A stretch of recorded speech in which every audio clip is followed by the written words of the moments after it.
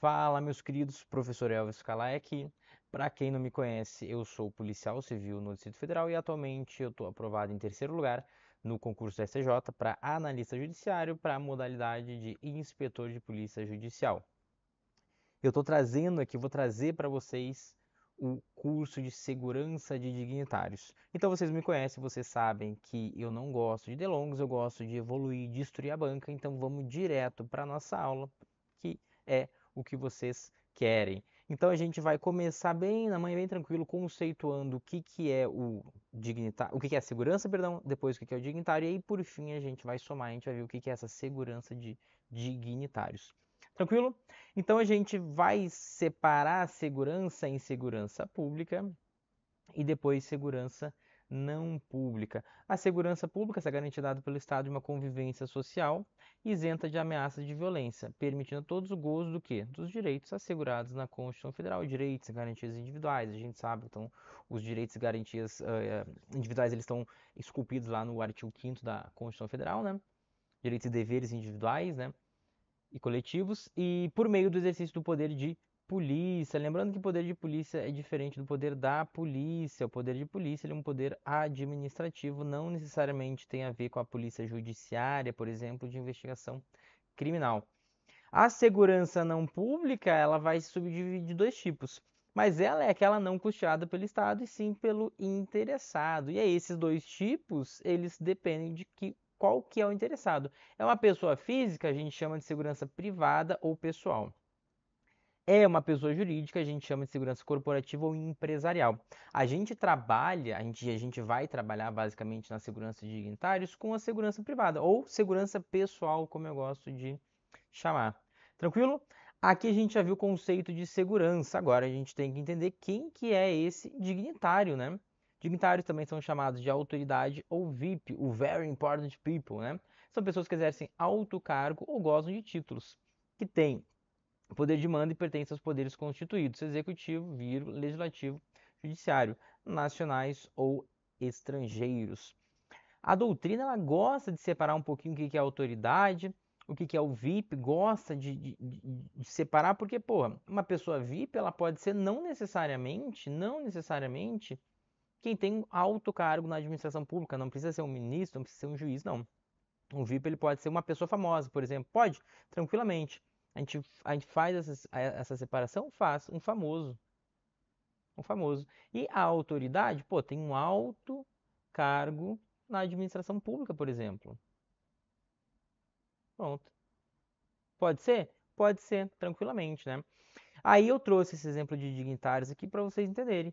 Prefeito, governante, membros de comissões, membros de sindicatos, juízes, ministros de tribunais superiores, entre outros. A gente vai trabalhar com a segurança desses caras. O nosso curso aqui voltado para concurso público, a gente vai trabalhar então com essas autoridades dentro do serviço público.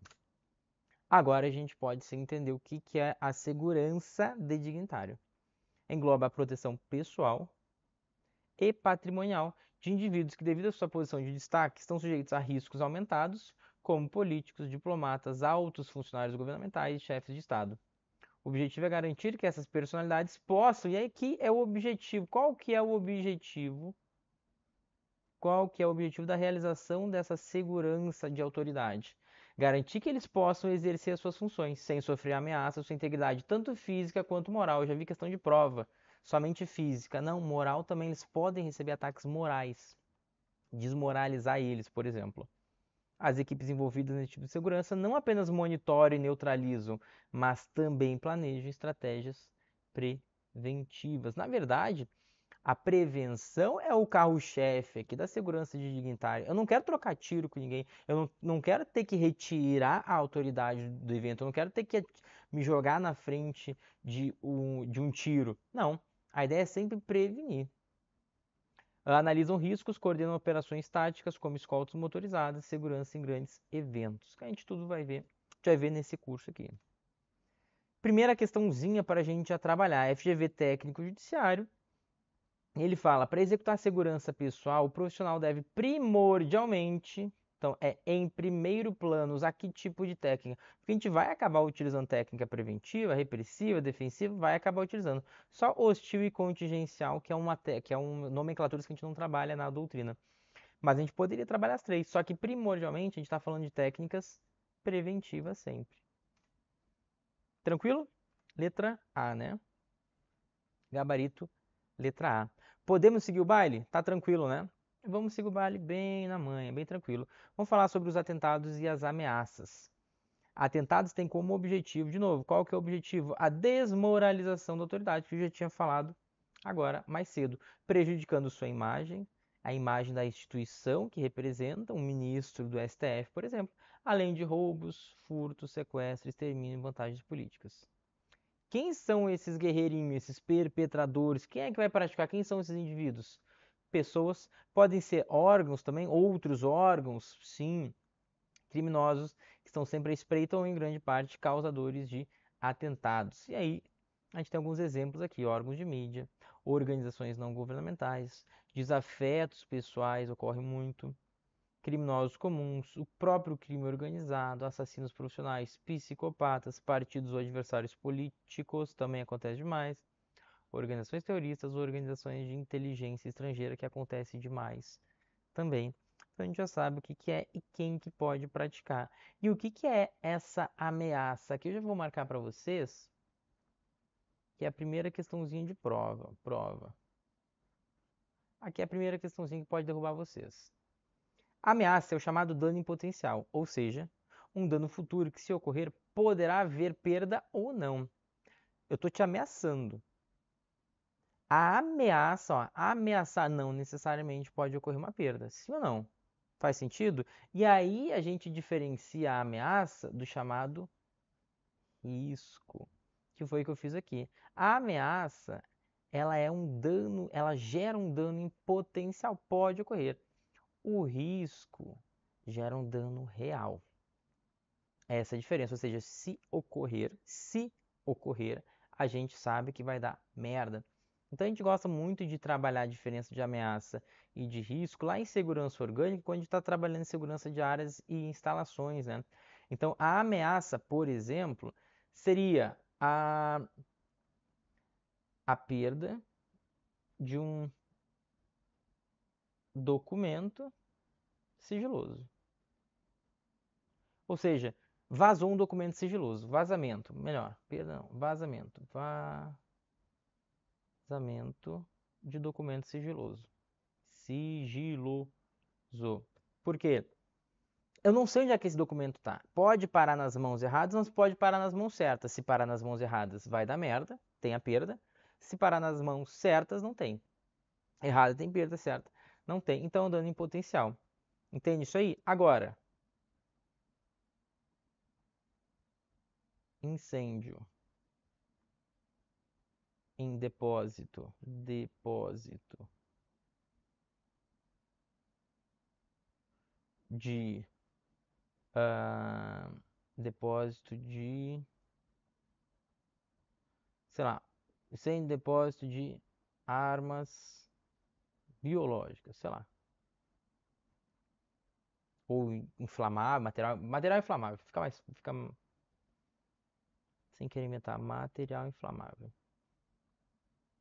Vai dar merda. Não tem como, vai dar merda, hein? Então é um local de risco e o vazamento de documento sigiloso é um tipo de ameaça. Faz sentido isso aí para vocês? Esse é o raciocínio lógico. E aí, como a gente está falando de dano, o que que é o dano? É o resultado desse atentado ou dessa ameaça, que pode ou não gerar uma perda. Agora, a perda é a consequência dessa agressão, é a consequência desse dano. Entenderam o raciocínio lógico? Então a gente tem a ameaça, o risco, a gente tem o dano, que aí o dano pode ser potencial, pode ser real, e aí a gente tem a perda, que é a consequência desse dano. Deu para entender? Acho que deu, né?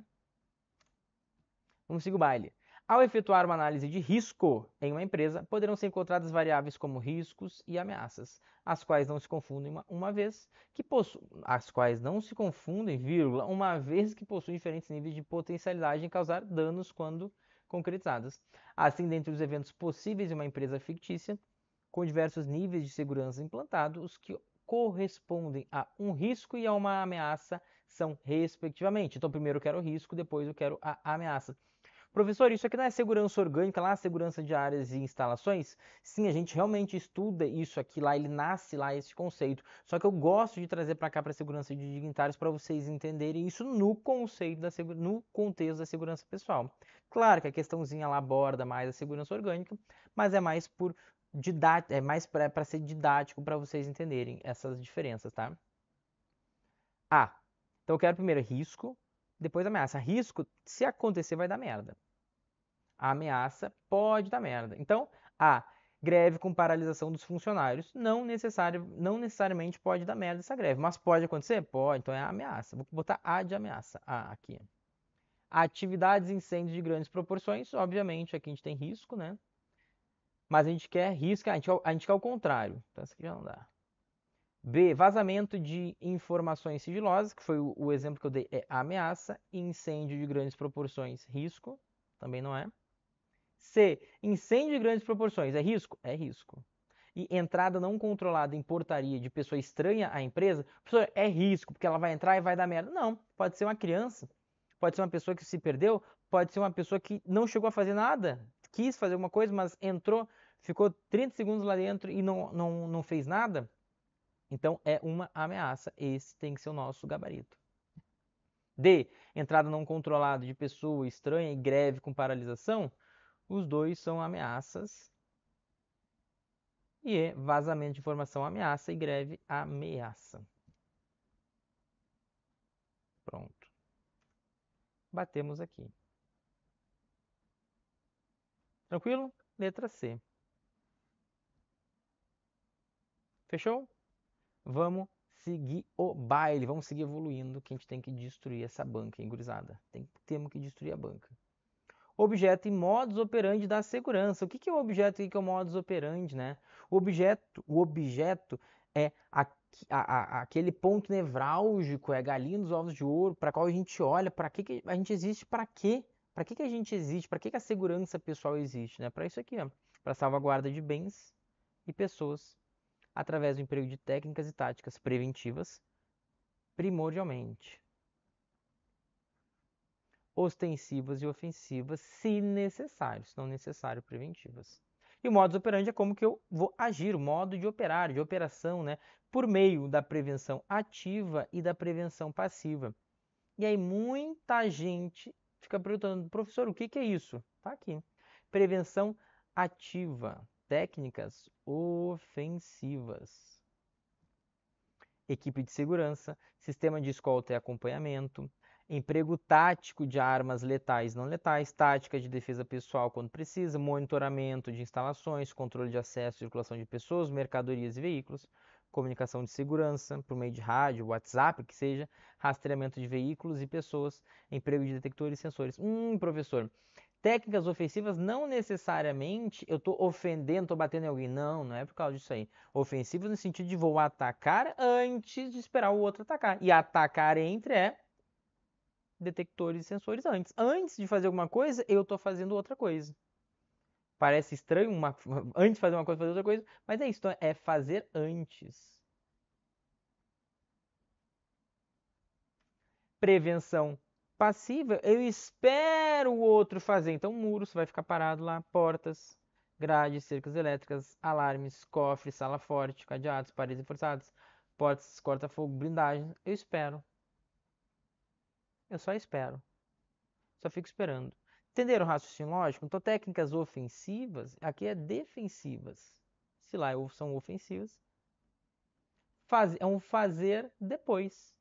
Ou seja, eu deixo o muro lá. Pulou o muro, aí o que eu vou fazer? Aí eu vou começar a entrar nas técnicas. Aí eu vou ter que ir para prevenção ofensiva. Entenderam o raciocínio lógico? Entenderam, né? Questãozinha sobre o objeto modus operandi de segurança. Pode-se afirmar que o emprego de tático de armas, tática de defesa pessoal, controle de circulação de pessoas, emprego de detectores e sensores. Professor, tá aparecendo essa aqui, hein? Calma. Eu perguntei qual que é qual que é o conceito, não como que a gente vai utilizar. O conceito sempre tem que ser o quê? A salvaguarda de bens e pessoas por meio de técnicas e táticas preventiva, ostensiva e ofensiva. E aí sim a gente vai empregar esses caras aqui. Então tem que ser a letra B de bola. Aqui ele fala da prevenção passiva, né? Aqui é da prevenção ativa. Treinamento que define as responsabilidades individuais não é nada, é só o treinamento. Modo de operação dos criminosos, não, é o nosso modo de operação, né? Não somos criminosos. Né? Pronto. Entenderam o raciocínio lógico? Fechou, né? Vamos seguir o baile. Gradação de técnicas e táticas. A gente sempre, na hora que a gente estiver atuando na segurança pessoal, a gente tem que sempre partir do mais simples para o mais complexo, do menor para o de maior grau, do menor para maior interferência. E a gente tem que lembrar sempre da discrição, é uma característica necessária para o agente de segurança, sempre interferir o mínimo, da mais discreta para mais indireta. Está aqui, inclusive está aqui embaixo.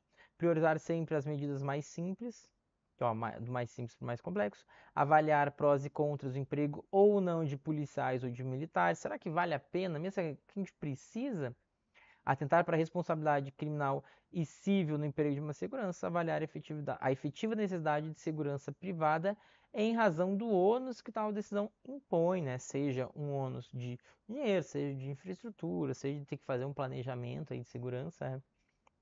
E isso aqui é uma questãozinha que cai demais em prova. Essa gradação é como se fosse uma escadinha, que a gente sempre vai do menor para o maior. Então a gente nunca começa no mais complexo, nunca no mais caro. A gente sempre inicia no mais simples, no mais barato, no que vai ser mais rápido, no mais discreto e assim por diante. Faz sentido? E aí a gente chega nos princípios. Professor, não é possível, é muita coisa, é muito princípio. Vai ser a última parte da nossa primeira aula aqui, nessa primeira parte, e cai demais em prova. Eu deixei eles todos aqui para ficar um quadrinho, um slide só com todos os princípios. E agora a gente vai falar sobre eles, né? Mas eles são bem simples, a gente vai pontuar. Princípio da iniciativa, né? As ações devem ser tomadas antecipando as ações do agressor. É ou não é verdade? Quem tem que ter iniciativa somos nós, né? É o segurança pessoal, né? Princípio da oportunidade, a gente deve estar atento aos momentos certos de agir, a oportunidade certa. Se eu errar o momento, perdi o timing, fiz merda. Buscando sempre as melhores oportunidades para prevenir ou atacar o inimigo. Princípio da flexibilidade. Princípio busca da gente a maior adaptação ao ambiente, às mudanças de cenários ou de diferentes situações, né? Princípio da simplicidade. Já falamos agora da gradação, deve-se preferir a utilização sempre de técnicas e métodos e táticas mais simples. Princípio da coordenação, as equipes devem estar sempre bem coordenadas.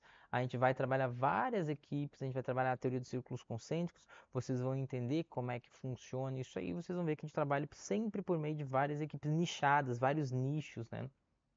A fim de se evitar surpresas. Princípio da percepção. Preconiza uma boa atenção da gente, que deve estar atento aos detalhes e às mudanças do ambiente. Eu tenho que ter uma boa percepção, cognição, né? Então, gravar bem o rosto das pessoas. Eu tenho que conseguir entender a mudança no ambiente, se ele fica mais agressivo, mais defensivo, se tem sempre uma pessoa seguindo o meu dignitário. Isso é um raciocínio lógico. Princípio da previsão, né? É o que traz uma das características principais, a prevenção. Portanto, busca antecipar possíveis ameaças e preparar-se para elas. Eu tenho que conseguir prever isso aí. Não dá para esperar ocorrer, né? A gente sempre trabalha com a prevenção. É isso que a gente quer. Princípio da versatilidade. É necessário que a gente seja capaz de desempenhar múltiplas funções e adaptar-se a diferentes papéis. Versatilidade é diferente de flexibilidade. Versatilidade tem a ver com o agente. Ele tem que ser versado, ele tem que saber dirigir bem, ele tem que ser cursado em direção defensiva, direção ofensiva, ele tem que ser cursado em armamento de tiro, ele tem que ter uma boa técnica no que tange a defesa pessoal, ele tem que saber a pH tática, ele tem que saber isso aí, ser versátil, porque ele precisa se adaptar, ele tem que conseguir trabalhar com um tipo de equipe, com uma equipe mais aproximada, ele tem que saber trabalhar ostensivamente, ele tem que fazer um planejamento de segurança, ele tem que saber isso aí. A flexibilidade tem a ver com as mudanças do ambiente. E aí a flexibilidade, para mim, eu entendo ela muito mais psicológica e intelectual do que técnica. É claro que tem que ter essa habilidade. Tem que ter habilidade técnica, tem que ter habilidade interpessoal, habilidade conceitual, tem que ter. Mas a flexibilidade é a mudança do ambiente. Então eu tenho que me adaptar ao ambiente. É óbvio que a versatilidade vai fazer com que eu ser versátil, vai fazer com que eu me adapte mais fácil às mudanças do ambiente, mas são coisas distintas. Princípio da abrangência orienta a gente a considerar todos os aspectos da segurança, desde a proteção física até a segurança da informação. Lembrando que os ataques à integridade moral também são passíveis de proteção. Então, a gente tem muitos ataques e muitas ameaças para diversas áreas, ou seja, a segurança de dignitários é muito abrangente. Então, em uma hora a gente está na segurança pessoal, outra hora a gente está na segurança patrimonial, áreas de instalações, segurança de recursos humanos, segurança da informação em sentido amplo, daqui a pouco segurança da tecnologia da informação no sentido estrito, segurança dos materiais, patrimonial, já falei, eu estou falando de segurança, ou seja, é uma área muito abrangente. Entenderam o raciocínio lógico? Princípio da objetividade. Consiste sempre em agir de forma rápida e pontual. Acabou. É forma rápida e pontual, forma objetiva, para preservar a vida e o bem-estar do protegido. Princípio da preservação. Aí, garantir a integridade física, moral, psicológica e a imagem das pessoas protegidas. Preservar. Princípio da surpresa. É importante evitar a previsibilidade do espaço protegido, pois isso facilita o trabalho do agressor. Isso aqui é diferente da previsão. Vai aparecer aqui, previsão. Previsão é eu conseguir prever o passo do outro. O princípio da surpresa é o outro não conseguir prever o meu passo. Então eu nunca posso deixar o meu dignitário fazer a mesma rota todos os dias. Não, eu vou lá e pego ele na casa dele, bem bonitinho, às 8 da manhã. Faço sempre o mesmo itinerário. Não é assim que funciona. Então, os horários têm que mudar e os itinerários têm que mudar sempre. Entenderam o raciocínio lógico? Eu tenho que causar surpresa pro possível perpetrador ainda da ameaça do atentado. E princípio do emprego da força, que vai ser utilizado, mas somente em, cadê? Último caso. Tem mais. Princípio da unidade de comando. Agora pensando numa operação, por exemplo. Deve haver um único responsável com poder de intervir de imediato em qualquer um dos organismos envolvidos. Qualquer um dos grupos, por exemplo, envolvidos, das equipes. De forma a assegurar a resposta adequada às possíveis investidas externas. Então, tem que ter um chefe, tem que ter uma unidade de comando. Princípio da massa. Uma força numericamente inferior deve obter superioridade decisiva, desde que seja aplicado no momento e local oportunos, né? Então nossa equipe com 3, 4 pessoas, vai conseguir, como uma unidade de massa e tendo uma unidade de comando, se sobressair a mais pessoas que tentem um atentado contra a autoridade. Desde que, cadê? Bem treinada e posicionada em determinados pontos. Agora a gente finaliza. Princípio da economia de forças. Trata-se do emprego do menor número de meios compatíveis em todos os pontos em que não seja do esforço principal. Ou seja, o esforço principal está aqui. Esse é o nosso dignitário, esse é o nosso very important people. Esse é ele. Em volta nós temos muitas pessoas. A gente tem a nossa cápsula de segurança aqui, mas a gente tem mais gente fora, mas a gente tem que saber quais são os locais em que eles podem ficar fora. Eu desenhei em cima do meu. Vou desenhar aqui, ó, VIP. Desenho embaixo da minha tela.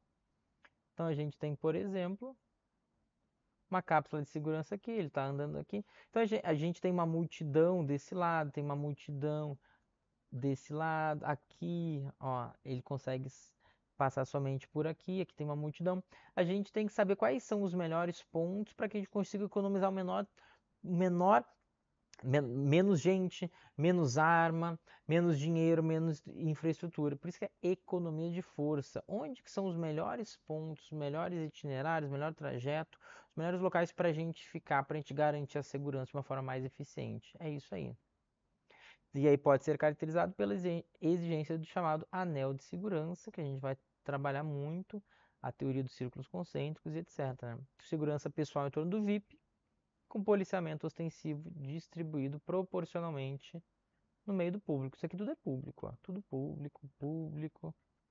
E o nosso VIP está passando. Aqui tudo público. Público, público, público, ó. Tudo público. O nosso VIP está passando. Onde é que tem que ficar? Tem muito mais a ver com um bom posicionamento, né, uma boa estratégia, um bom planejamento orgânico. Tranquilo? E aí, princípio da manobra ou maneabilidade.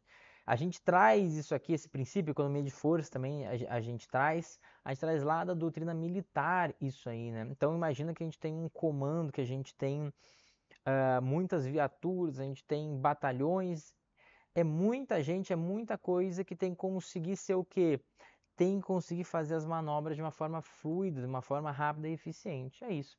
Deve-se reagir de forma coordenada e oportuna às situações apresentadas.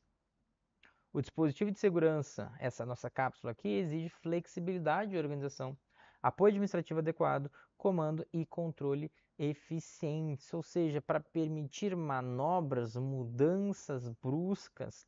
Toda vez que acontecer algum problema, a gente tem que ter essa maniabilidade. Obviamente, essa maniabilidade que ela só vem com muito treinamento, né? Tranquilo, meus queridos?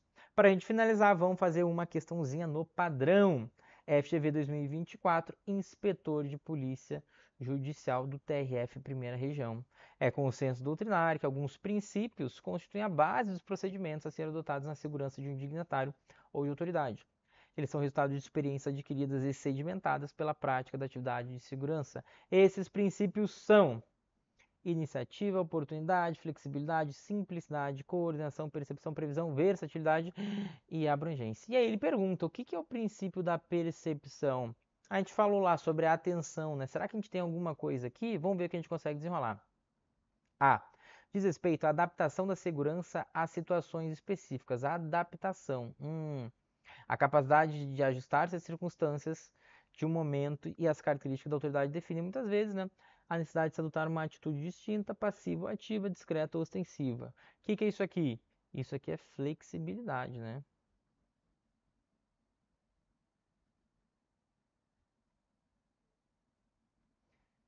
Então tá errado, né?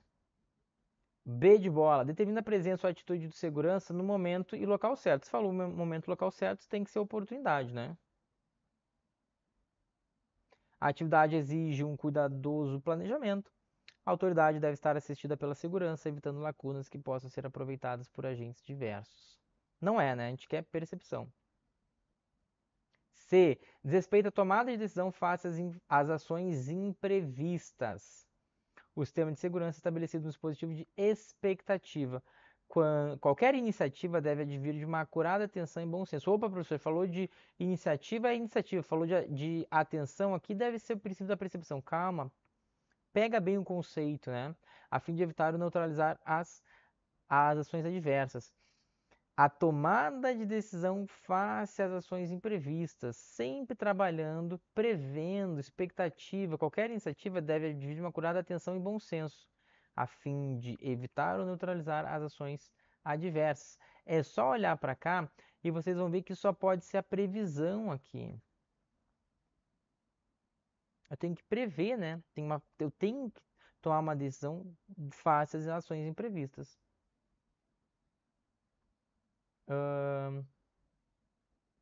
Ou aqui a iniciativa? Peraí, deixa eu ler aí. Respeito ao conhecimento antecipado de fatos e situações. Quanto maior o número de informações sobre o evento, mais eficiente será o sistema de segurança, evitando possíveis transtornos. Não, aqui é a iniciativa, perdão. Tá certo, por causa da iniciativa. E aqui que é a previsão. Agora, será que dá para escrever aqui? Dá, previsão. Aí, perfeito.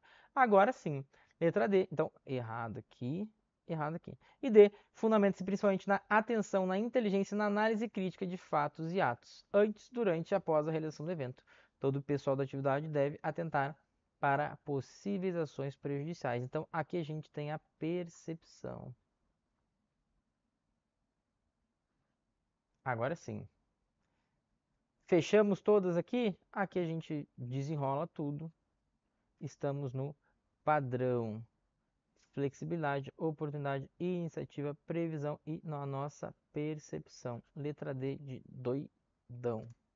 Meus queridos, aqui a gente finaliza a primeira parte da nossa aula. Espero que estejam aprendendo muito, evoluindo e destruindo a banca. Valeu!